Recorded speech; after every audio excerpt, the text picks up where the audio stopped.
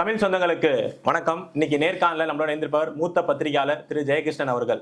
வணக்கம். வணக்கம். காங்கிரஸ் திமுக கூட்டணி உடையுமா? உடையாது. அவங்களோட தலைவர் காமராஜர் அவர்களை பத்தி இழிவா பேசியிருக்காரு திருச்சி சிவா அவர்கள்.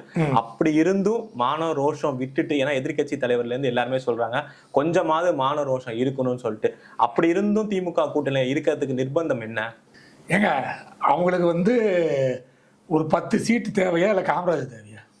காமராஜர் இருந்தா தானே பேரே இருக்கும். ஏங்க, இப்ப அவங்களுக்கு சீட்டு தேவையா காமராஜர் தேவையாங்க? நேற்று தான் போயிட்டு போய் சொல்லிட்டு வந்துட்டார்ல, போயிட்டு காலில் சாச்சிட்டாங்க என்ன மன்னிச்சிருங்கண்ணே, எங்க ஆளுங்க ஏதாவது உங்களை பத்தி பேசியிருந்தா, ஸ்டாலினை பத்தி பேசியிருந்தா, அது சிவாவை பத்தி பேசியிருந்தா, தெரியாம கொடும்பாய் வேற இடத்துல கொடுத்துட்டாங்க, அதுக்கெல்லாம் என்ன மன்னிச்சிருங்கண்ணே அப்படின்ட்டு சாச்சிட்டாங்க. சிம்லா ஸ்பெஷலில் கமலஹாசன் போய் காலில் விழுந்துருவாப்ல, ஸ்ரீபிரியா காலில், அது மாதிரி இவர் போய் காலில் விழுந்துட்டு அதனால் மன்னிச்சிருங்கண்ணா அப்படின்னு சொல்லிட்டு வெளியே.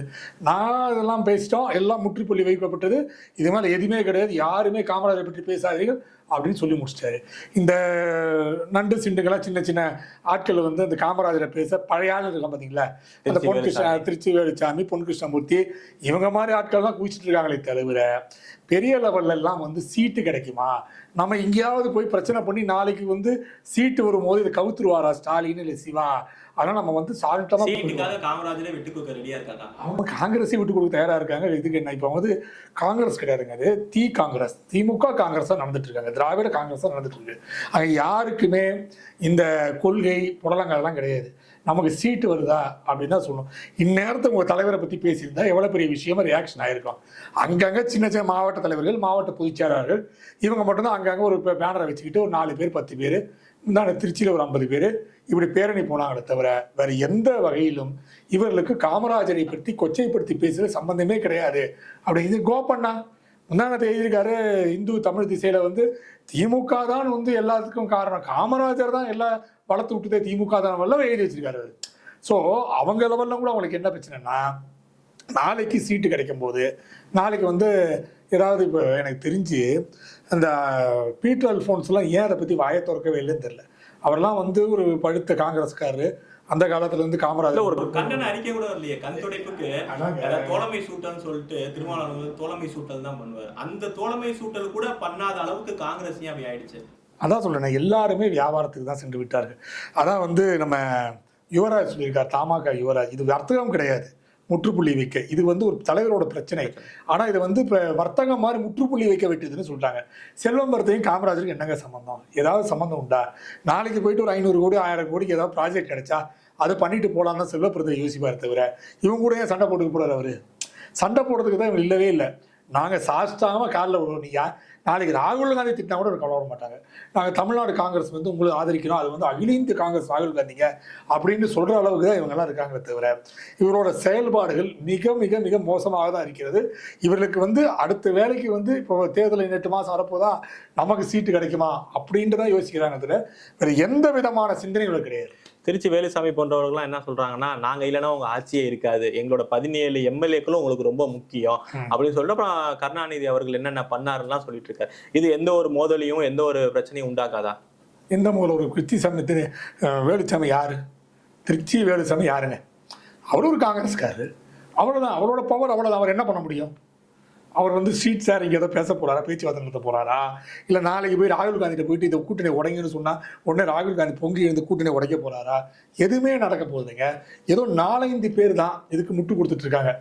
மற்றபடி யாருமே, பொன் கிருஷ்ணமூர்த்தி அவருக்கு ஒரு படித்த காங்கிரஸ்காரர், ஒரு தேசியவாதி, அவர் இந்த பிரச்சனையை ஃபேஸ்புக்கு முகநூல்லாம் பெரிய லெவலில் எழுதிட்டு இருக்காரு, எல்லாம் எழுதிட்டு இருக்காங்க. பட் அவங்கெல்லாம் என்ன பண்ண போறாங்க? அவங்க who are to decide the problem எதுவுமே பண்ண போகுது. ப்ராப்ளத்தை அவங்களால டிசைட் பண்ணவே பண்ண முடியாது. ஸோ அவங்க பாவம் ஏதோ பாவமாக இருந்து கத்திட்டு இருந்தா, பாருங்கண்ணே இவங்கெல்லாம் கத்துறாங்கண்ணே, பார்த்து ஒரு 10 சீட்லேருந்து ஒரு 15 சீட்டு கொடுங்கண்ணே, இவங்களை கத்தி அடைக்க வைக்கிறது நான் தானே அப்படின்னு சொல்லாமே தவிர, அவரையெல்லாம் யாராலையும் எந்த டிசிஷன் எடுக்க முடியாதுங்க. திருச்சி வேலுசாமி டிசிஷன் எடுக்க போறாரா, இல்லை பொன் கிருஷ்ணமூர்த்தி டிசிஷன், யாருமே டிசிஷன் எடுக்க போக முடியாது. அவங்க சும்மா இந்த மாதிரி முகநூல்ல 4 சேனலில் பேசிட்டு போகலாம். அடுத்த வாரம் வேற ஏதோ பிரச்சனை போயிட்டு இருக்கோம், இவங்க மறந்து போயிடுவாங்க. திருச்சி சிவா அவர்கள் சொன்னது ஆதாரபூர்வமா சொல்லாதது அப்படின்னு சொல்லி எல்லாரும் கண்டனம் தெரிவிக்கிறாங்க. ஆனா உண்மையாலுமே ரியாலிட்டியா அந்த காலத்துல காமராஜர் அவர்களை திமுக, குறிப்பா அண்ணாதுரையா இருக்கட்டும் இல்ல கருணாநிதியா இருக்கட்டும், எப்படி அவரை இது பண்ணாங்க, கிரிட்டிசைஸ் பண்ணாங்க? சாதாரண ஒரு விஷயங்க. உள்ளாட்சி தலைவர் அப்படின்னு இருந்துச்சுங்க. 1967 வந்து உள்ளாட்சி தலைவர், யூனியன் தலைவர்லாம் இருந்துச்சு. அப்போ வந்து பெருந்தலைவர் காமராஜர்னு சொல்லுவாங்கல்ல, கருணாநிதிக்கு வைத்திருச்சு. அது எப்படி வந்து அவர் மட்டும் பெருந்தலைவர்னு சொல்லலாம் அப்படின்னு என்ன பண்ணாரு, உள்ளாட்சி தலைவரில் உள்ளாட்சி பெருந்தலைவர்னு மாற்றிட்டார். எல்லா உள்ளாட்சி பெருந்தலைவர் அப்படின்னா காமராஜர் மட்டும் கிடையாது, யூனியன் பஞ்சாயத்து யூனியன் தலைவர் எல்லாமே பெருந்தலைவர் மாற்றிட்டாங்க. ஸோ எல்லாமே பெருந்தலைவர் ஆனால் 10ஓட 11 இவரு பெருந்தலைவர் ஆகிடுவார் அப்படின்ற அவ்வளோ விஷமமான விஷயத்தை இவங்க வச்சுருந்தாங்க. அந்த அளவுக்கு தொலைநோக்கு பார்வை, பெருந்தலைவரே வெளியே கூட வரக்கூடாதுன்ட்டாங்க. அதுக்கப்புறம் இன்னொரு விஷயம் பார்த்தீங்கன்னா, முரசொலியில் அவரை பற்றி ஆபாசமான மிகவும் கீழ்த்தரமான படங்கள், அதுவும் வெங்கட்ராமன் வந்து பிராமணர்ன்றதுக்காக இன்னும் அவங்க வந்து பிராமணரை வந்து காமராஜர் ஆதரித்தார், அவர் பிராமண தொழிற்சங்கங்களை ஆதரித்தார் அப்படின்ற முறையிலலாம் வந்து அவரை மிகவும் மோசமான முறையில் முரசொலியில் வந்து கார்ட்டூன் போட்டு, அவர் நிறத்தை வைத்து கார்ட்டூன் போட்டு, அவரோட உதடு வந்து எரும மாடு மாதிரி இருக்கும் உதடு அப்படின்லாம் சொல்லி கார்ட்டூன் போட்டு மிகவும் மோசமான முறையில் வந்து முரசொலியில் வந்து விமர்சனம் பண்ணியிருக்காங்க. அது மட்டும் இல்லை, இவர் சொல்கிறார் இல்லையா, டிவியில் வந்து நாங்கள் தான் வந்து ஏசி மாட்டினோம் அப்படின்லாம் சொல்லி, அவர் திருச்சி டிவிக்கு போகும்போது எங்கள் கழக தொண்டர்கள் ஸ்டே பண்ணிருக்காங்க, உங்களுக்கு இடமே இல்லைன்னு சொல்லி அவர் வெளியே அனுப்பிச்சிட்டாங்க காமராஜரை. இதுக்கு ஆதாரமெல்லாம் இருக்கு, கே ராதாகிருஷ்ணன் போன்றவங்களாம் இதுக்கு ஆதாரம் சொல்லியிருக்காங்க. அவர் உள்ளே போகும்போது இல்லை இடம் கிடையாதுங்க அப்படின்னு சொல்லிட்டு வெளியே அனுப்பிச்சிட்டாங்க. டிவியில் முன்னாள் முதல்வருக்கு இடம் இல்லை, கழக தொண்டர்கள் கழக கண்மணிகள் தங்கிட்டு இருக்காங்க, வெளியே போங்கன்னு சொல்லிட்டு அவர் தொண்டர் வீட்டில் போயிட்டு ஒரு பெஞ்சில் படுத்துட்டு வந்தார் திருச்சியில். ஸோ இது போன்ற சம்பவங்கள்லாம் வந்து அவர் காமராஜரை மிகவும் மோசமாக சித்தரித்ததே திமுக தான். ஆனால் இப்போ என்னடா நாங்கள் தான் காமராஜரோட புள்ள, காமராஜரோட மகன் நான் தான் அப்படின்னு ஸ்டாலின் கலைஞர் தான் வந்து போயிட்டு காமராஜருக்கு வந்து கொல்லி வச்சாருன்றவங்கள பேசிட்டு இருக்காங்க. நீங்க தான் ஜனநாயகவாதி சொன்னாங்க. அவர் வந்து மதியம் காலமானாருங்க, ஒரு 3-4 மணி காலமானார். அப்போ கருணாநிதி இவர் வீட்டுக்கு போனாரா, இல்லை காமராஜர் நடந்து போயிட்டு கோபாலபுரத்தில் கையை பிடிச்சிட்டு வந்து திருப்பி வந்து செத்து போயிட்டாரா? எதுவுமே வந்து நிகழ்வாக விஷயம் கிடையாது. வைரவா விளக்கலக்குன்னு சொல்லி அவர் இறந்துட்டாராங்க மதியம். காமராஜர் அவர்கள் கருணாநிதி அவர்கள் மேல எந்த அளவுக்கு மதிப்பு மரியாதை செஞ்சார்? இல்லை, அவரும் இரு கழகங்களும் ஒரே கூட குட்டையில் மட்டையும் தானே அவர் சொன்னார். ஸோ அவருக்கு கருணாநிதி மேலே பெரிய மரியாதை கிடையாது. ஏன்னா தேசியத்தை இவர்கள் வந்து ஒழிக்கிறார்கள் மிகப்பெரிய கவலை அப்போ காமராஜருக்கு இருந்தது. எமர்ஜென்சி வேற நேரத்தில் வந்தாலும் இந்திரா காந்தி மீதும் அவருக்கு மிகப்பெரிய ஒரு வருத்தம் இருந்தது. எமர்ஜென்சி கொண்டு வந்த வேண்டான்னு சொன்னாங்க காமராஜர், பட் இவர் இந்திரா காந்தி கொண்டு வந்தால் அந்த வருத்தமும் இருந்தது. ஸோ அவர் இறுதி காலத்தில் வந்து மிகவும் நொந்து போய் தான் காலமானாரே தவிர அவருக்கு வந்து இந்த கழகங்கள் வந்து உள்ளே வந்தது. ஏன்னா கழகங்கள் வந்து அவரோட தியாகத்தையே கொச்சைப்படுத்தி விட்டார்கள். ஸோ அதையெல்லாம் வந்து அவர் மனசில் வைத்து கொண்டு தான் அவர் வந்து எந்த விதமான பெரிய நடவடிக்கை இல்லாமல் அப்படியே கொஞ்சம் கொஞ்சமாக தன்னை சுருக்கி கொண்டார் அவர்கள். அதனால் கருணாநிதி மீதோ திமுக மீதோ எந்த விதமான அதிமுக மீதோ எந்த விதமான மரியாதை கிடையாது. இன்னொரு விஷயம் என்னென்னா, இந்த பெருந்தலைவர்ன்ற விஷயம் இருக்கு பாருங்க, அது வச்சிருந்தார்ல பேரை, அது வந்து நீக்கினது யாருன்னா எம்ஜிஆர் தான்.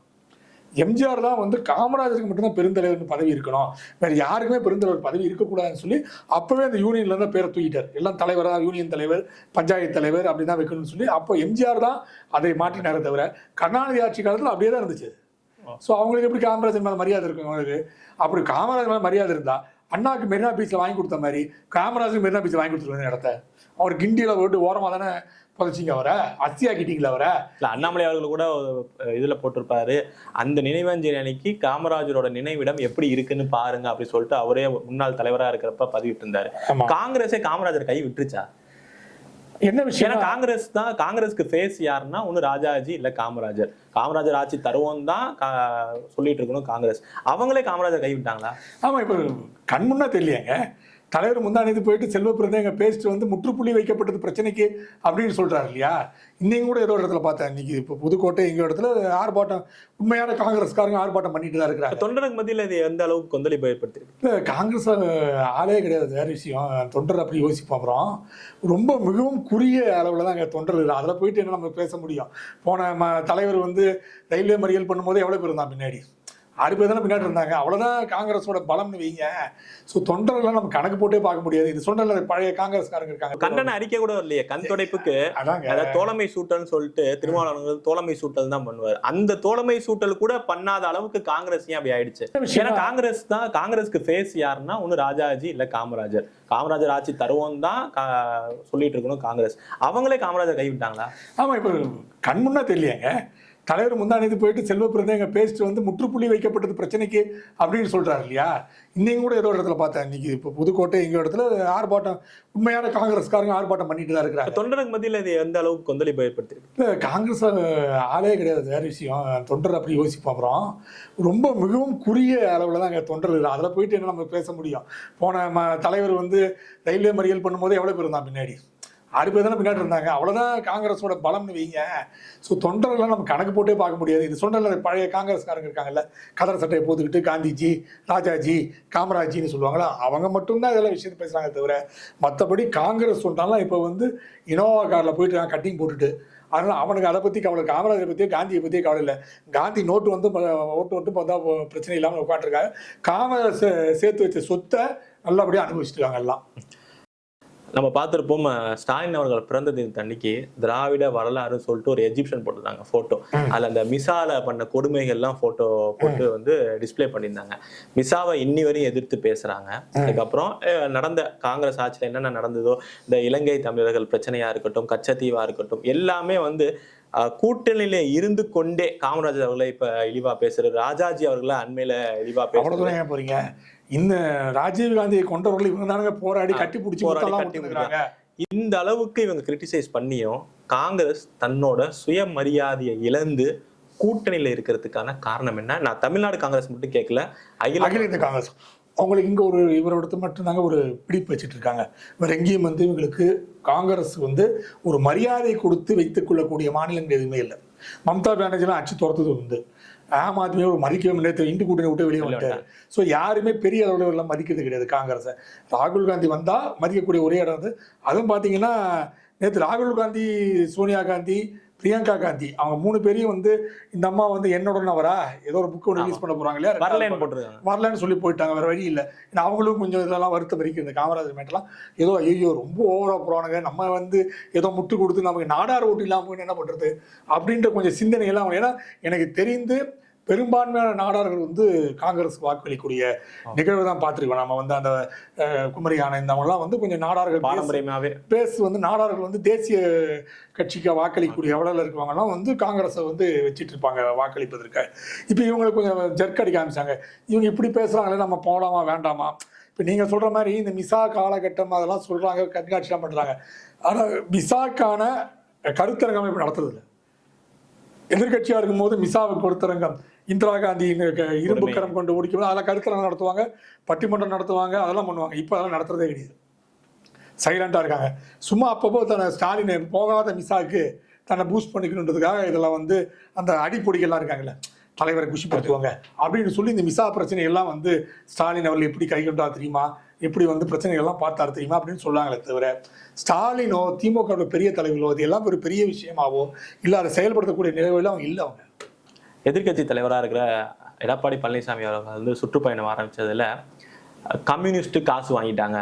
அவங்க கூட்டணி கட்சியா இருக்கிற எந்த ஒரு கட்சியுமே வந்து தன்னோட கட்சியை அடமானம் வச்சுட்டாங்க. பட் அதுக்கு ஏற்ற மாதிரி தான் இருக்கு. இப்போ காங்கிரஸ் வந்து அடமானம் வச்ச மாதிரி இருக்கு. கம்யூனிஸ்ட் காசு வாங்கிட்டாங்க.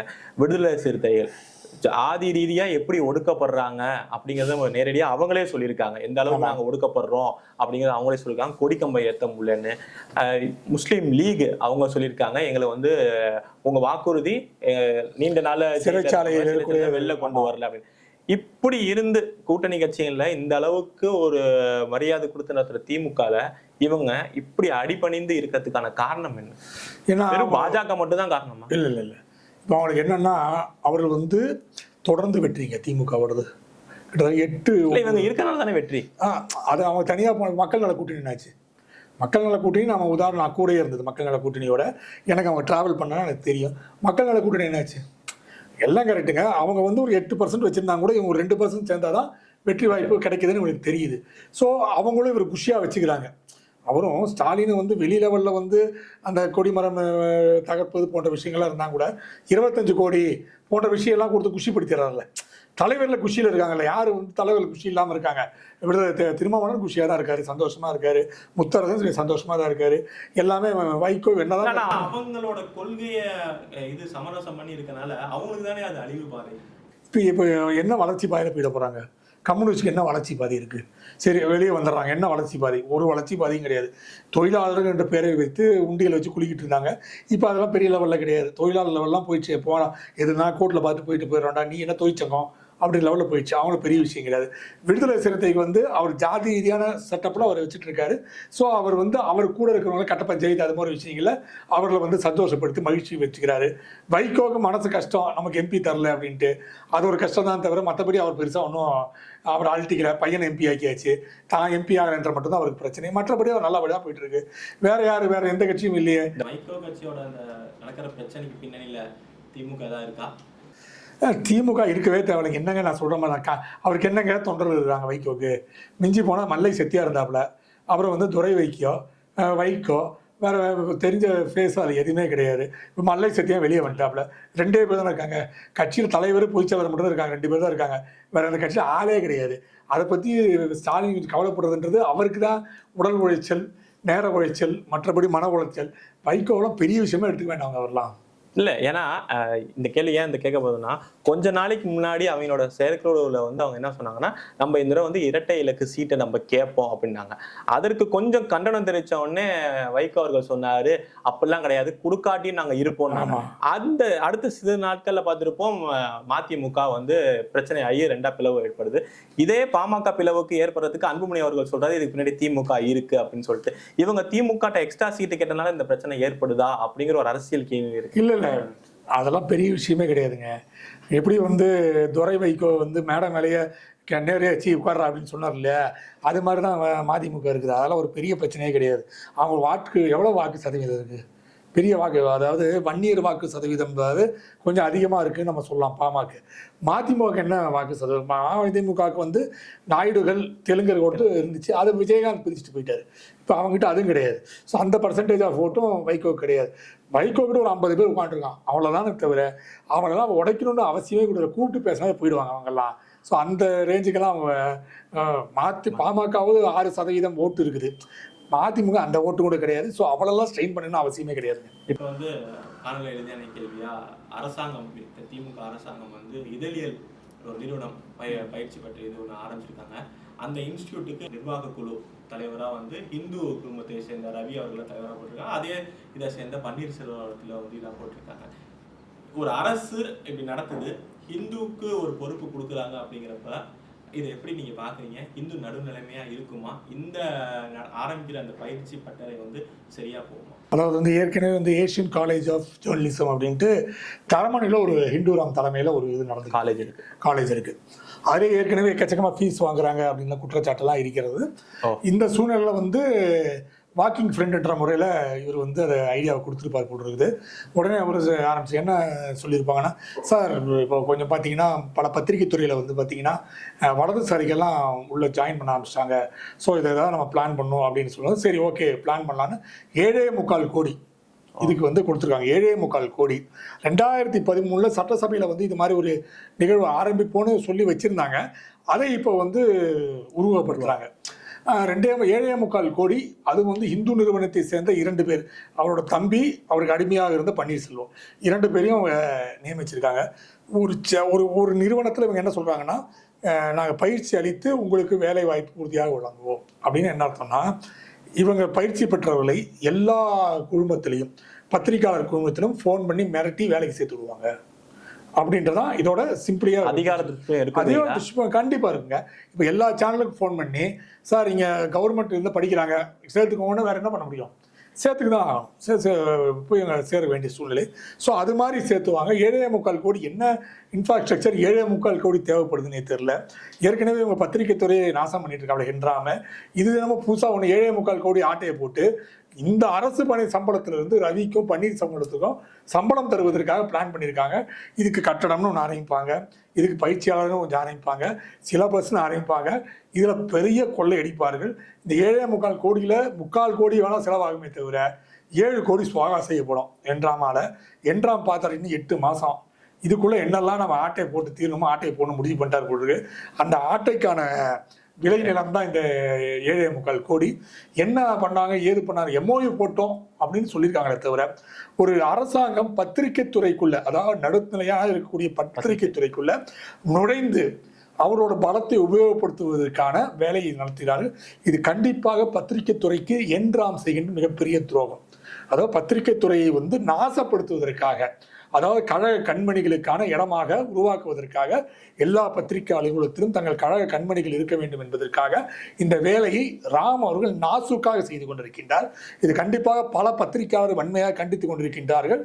இதே சூழ்நிலை வந்து ராம் கண்டிப்பாக நீடித்தால் ராமோட அந்த நடுநிலைத்தன்மை என்று காட்டிக் கொண்டார் பார்த்தீங்களா, அதே ஏற்கனவே ஒரு தேச துரோகின்னு ஒரு அடி அதில் பாதாளத்தில் போயிட்டு இருக்குது. இது இன்னும் கண்டனத்துக்குரிய விஷயமாக தான் போய் சேரும். நிச்சயமா. நேரத்தை நம்ம தளத்துக்கு வந்து பயன்படுத்தி ரொம்ப நன்றி. நல்லதே நடக்கும். நன்றி.